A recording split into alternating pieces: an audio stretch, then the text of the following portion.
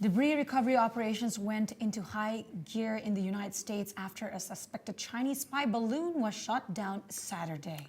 VOA's Veronica Balderas Iglesias explains how the craft's remains could help answer key questions about its purpose and also shape a new phase of U.S.-Chinese relations.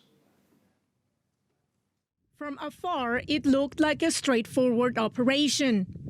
A U.S. jet approached what authorities have described as a Chinese surveillance craft and shot it down. The debris field was about 11 kilometers long. Careful planning took place before the measure was taken. Transportation Secretary Pete Buttigieg spoke to CNN's State of the Union. I do know that when the president gave the order to have this handled, the military gauged the different risks and the different benefits of different approaches. So the operation took place without any damage or injury to any American lives or property. In a statement, China protested the balloon's destruction, emphasizing its claims that it was only gathering meteorological information. But elements within the Chinese military could have intentionally used the balloon to disrupt the planned weekend visit by U.S. Secretary of State Antony Blinken to Beijing, said retired U.S. Navy Admiral Mike Mullen on ABC. I think strategically, this really damages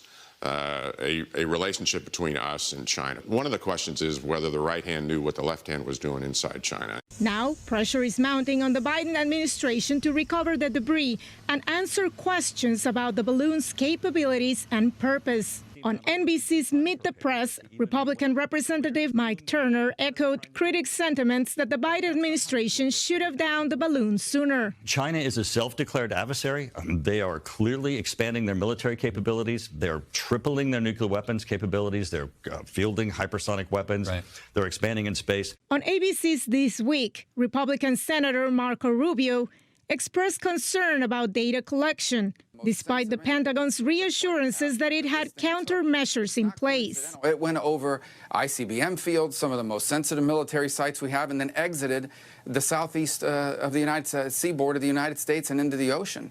So there are a lot of questions that need to be answered. Defense officials don't expect the debris recovery operation to be difficult, but don't have an estimate for how long it will take. Veronica Balderas Iglesias, VOA News, Washington.